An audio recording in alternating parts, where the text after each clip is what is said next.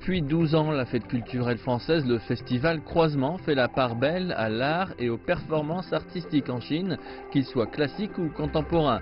Cette année, plus de 60 programmes seront présentés dans 30 villes du pays. En 2017, c'était la 12e année du festival. Cela représente la fin et le début d'un cycle du zodiaque chinois. Ce qui a été accompli avec le cycle de 12 ans est assez important car bien sûr nous avons commencé à partir de zéro. Il n'y avait rien et nous voulions partager avec le public chinois la culture française, la création française et également comprendre davantage les besoins des Chinois et ce qu'ils veulent de nous.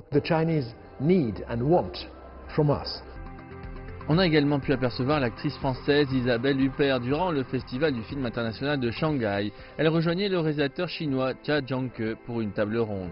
Plus tard, elle s'est arrêtée à Beijing pour une lecture intime de L'amant de Marguerite Duras destinée à un public chinois.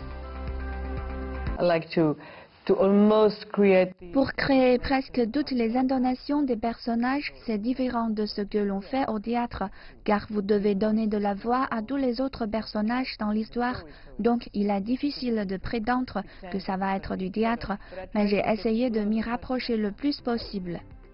Pendant ce temps, dans la communauté artistique, l'exposition Haute Tension, 8 gagnants du prix Marcel Duchamp, a été dévoilée au musée Red Brick en mai. Le conservateur et directeur honoraire du Centre Pompidou, le Musée national français d'art moderne, Alfred Pachman, s'est exprimé sur la manière dont les artistes contemporains chinois et français se sont inspirés les uns des autres. En France, nous disons Zhao Wuqi. Je ne sais pas si ma prononciation est correcte en chinois. Je pense que vous êtes né dans une certaine culture, dans un certain contexte, et que vous ne pouvez pas oublier ce contexte. Mais d'un autre côté, vous devez ouvrir vos yeux au reste du monde, et c'est peut-être là que vous trouverez la lumière pour établir la connexion avec les deux cultures.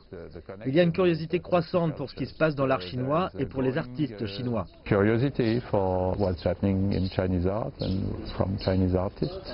En novembre, une exposition dédiée au défunt diplomate français Paul-Jean Ortiz a été organisée au musée du monument millénaire de Beijing. Jean Ortiz a été un grand promoteur des échanges culturels entre la France et la Chine durant ses 3 décennies de carrière. Une exposition dans le même musée rend hommage actuellement au peintre français Jean-Auguste Dominique Ingres.